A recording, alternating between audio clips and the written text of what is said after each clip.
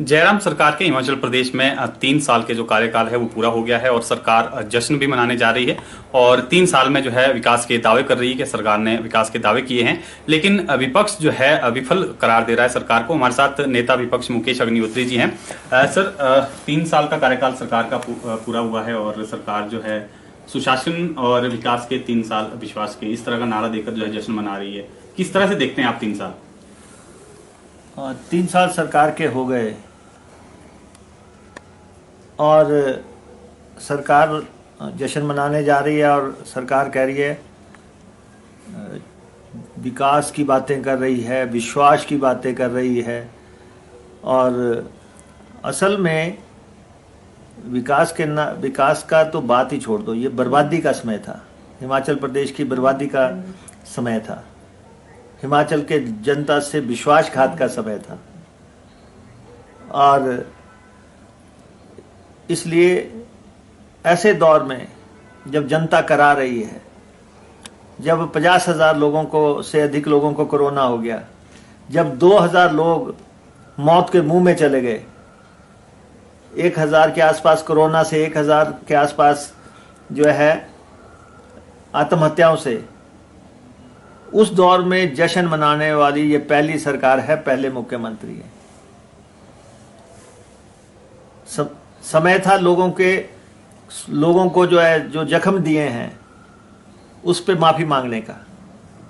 ये बेहतर टाइम था कि जश्न के बजाय दोनों हाथ जोड़ के हिमाचल प्रदेश की जनता से माफी मांगते कि हमने अपराध किया है। लेकिन हद दर्जे की संवेदनहीन सरकार है ये। सरकारें विकास और कल्याण की नीति पे चलती हैं, लेकिन इस सरकार ने राजधर्म नहीं निभाया। जो राजधर्म निभाया जाना चाहिए था इस दौर में, वो था लोगों को राहतें देने का। वो कहीं भी पूरा नहीं किया गया। जो बड़ी बड़ी बातें थी वो तो बैक बर्नर पे चली गई। जो असली मसले थे, जैसे सबसे बड़ा मसला था कि प्रदेश को कर्ज मुक्त बनाया जाएगा, राहत पैकेज लेके आए जाएंगे, वित्तीय पैकेज आएगा, इंडस्ट्रियल पैकेज आएगा, टूरिज्म का पैकेज आएगा। कोई पैकेज नहीं आया और प्रदेश को 60,000 करोड़ के कर्जे तक पहुंचा दिया। और फिर बस वही कांग्रेस ने ये किया। अरे भाई, 3 साल आपको सरकार में हो गए, कांग्रेस को कब तक रोते रहोगे? आपने क्या किया? आपके जाने का समय आ गया है। विदाई की आहट आपको सुननी चाहिए। अब आप कह रहे हैं कि 2022 में हमारी सरकार बनेगी। भूल जाएं आप, जनता की आवाज सुने कि जनता इस सरकार के बारे में क्या कह रही है, क्या बोल रही है।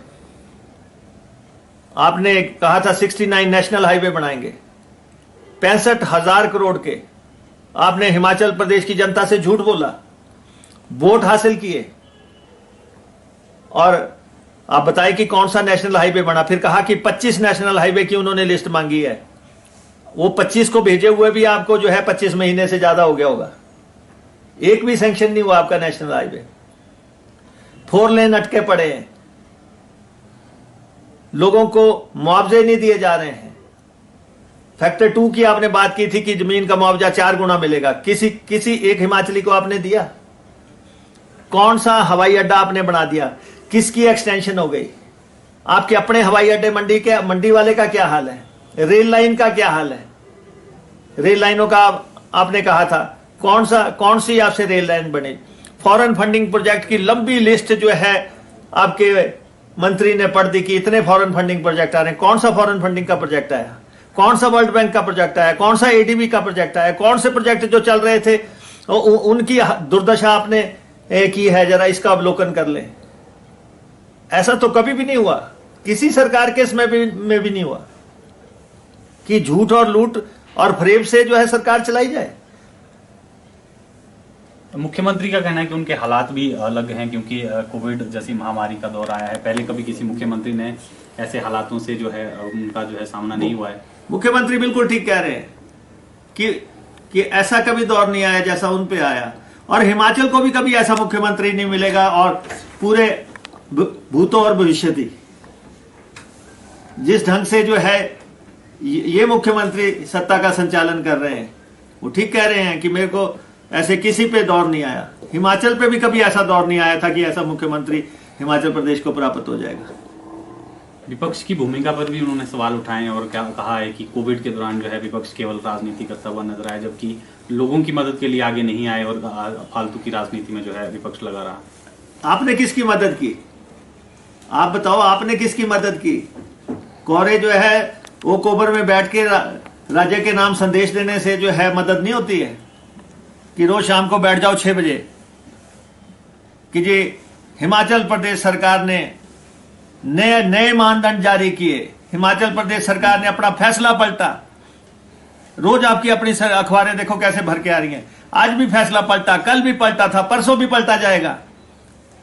पलटू राम सरकार बोलते हैं लोग बाहर कि जी विश्वास ही नहीं लोगों को। राशन की स्कीम, आपने राशन कितना महंगा कर दिया, कितने लोगों को राशन की स्कीम से हटा दिया। कभी कह रहे हैं कि इनकम टैक्स वालों को नहीं मिलेगा, कभी कह रहे हैं कर्मचारियों को नहीं मिलेगा, कभी कह रहे हैं दूसरों को नहीं मिलेगा। 15 रुपए दाल महंगी, 15 रुपए की चीनी महंगी, नमक 4 से 8 रुपए, तेल पता नहीं कितना महंगा कर दिया। अरे भाई, आप राशन की स्कीम को तो कम से कम गरीब तक पहुंचने दो। कोरोना काल में आप राशन नहीं दे सकते, सस्ता राशन नहीं दे सकते, सस्ती बिजली नहीं दे सकते।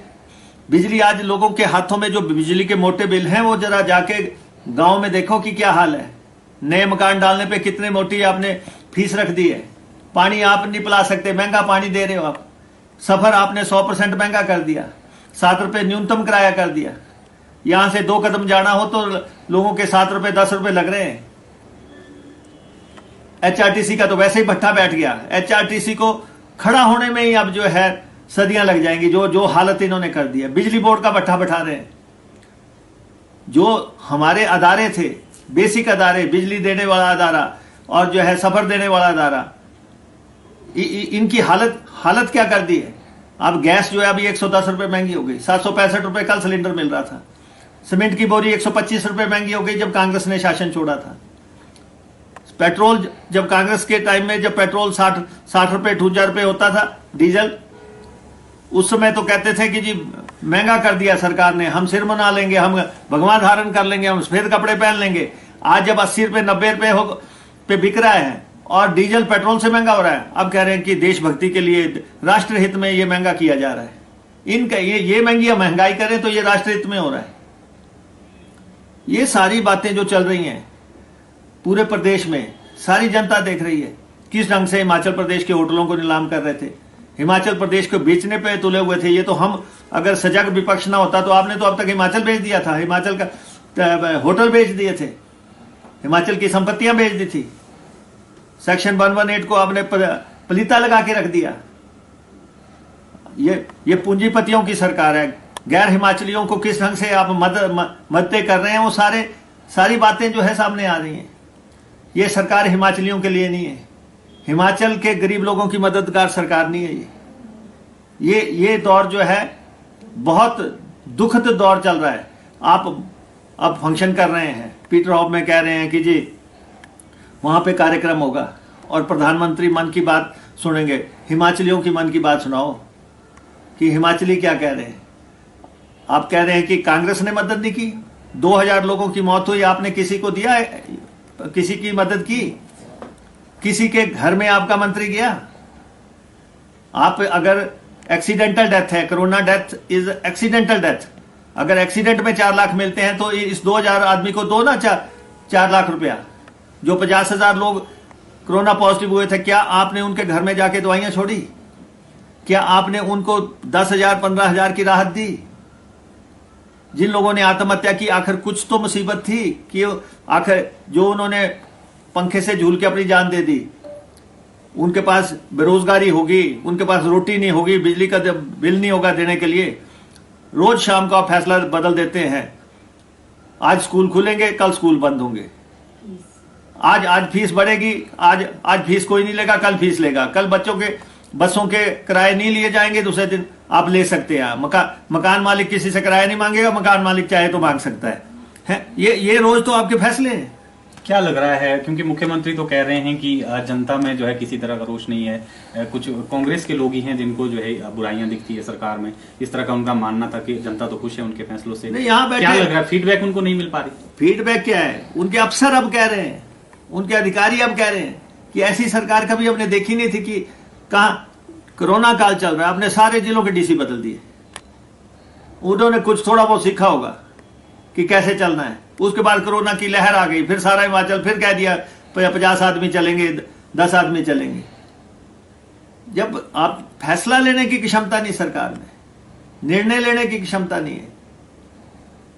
और सबसे बड़ी बात है कि जो सरकार विधानसभा को फेस ना कर सके, विधायकों के क्वेश्चंस को फेस ना कर सके, उस सरकार को आप समझ सकते हैं कि वो सरकार कैसी सरकार होगी। और मुख्यमंत्री, पूरा हिमाचल के मुख्यमंत्री तो है ही नहीं है। मंत्रियों पे आरोप लगते थे कि मंत्री जो है अपने इलाकों के लिए कुछ करते हैं। ये तो जो कुछ भी है वो सब कुछ जो है अपने हलके के लिए। एक हलके के सरकार है, ये एक हलके के मुख्यमंत्री है, बाकी सब 67 हलके जो है वीरान पड़े हैं। मुख्यमंत्री का यह भी कहना है कि विपक्ष के पास कोई मुद्दा नहीं है 3 साल में जिसको लेकर सरकार को वो घेर सके, क्योंकि जब इससे पिछले भी कार्यकाल रहे हैं तो 1 साल में ही कुछ मुद्दे खड़े हो जाते थे, लेकिन इस बार विपक्ष के पास कोई मुद्दा नहीं। मुख्यमंत्री के पास गिनाने को कोई उपलब्धि नहीं है। मुख्यमंत्री का जो है उनका जो है पूरा पेपर जो है खाली है। 3 साल में जो है अभी तक उस पर कुछ भी अंकित नहीं हो सका है, और इसलिए कोई 3 उपलब्धियां गिनाने के लिए नहीं है। हर डिपार्टमेंट में हर जगह पे हाहाकार मचा हुआ है, हर जगह हाहाकार मचा हुआ है। कहीं पे आप कोरोना काल को देख लें, किस ढंग से पार्टी के प्रेसिडेंट ने इस्तीफा दिया, किस ढंग से मंत्री ने इस्तीफा दिया, हेल्थ मिनिस्टर बदले गए, दूसरे लाए गए, डायरेक्टर जो है जेल में डाले गए, उसके बाद स्कैम्स हुए, भ्रष्टाचार हुआ उसमें। वो सारी बातें जो है लोगों के सामने, जो ये इसे कहते हैं कि कोरोना को अवसर में तब्दील किया गया।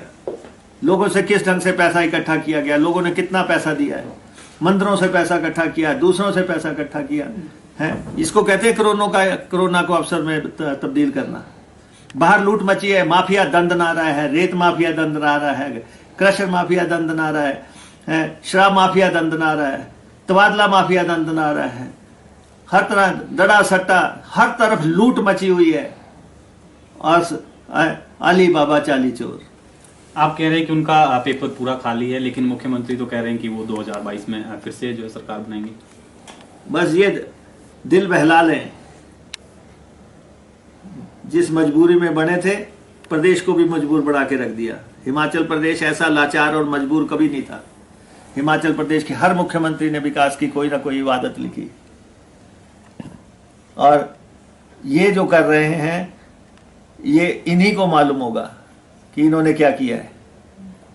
और हिमाचल प्रदेश इंतजार में है कि कब ये सरकार जाए, कब ये इनके सरकार का पतन हो और हिमाचल प्रदेश में एक विकासशील कल्याणकारी सरकार का राज स्थापित हो।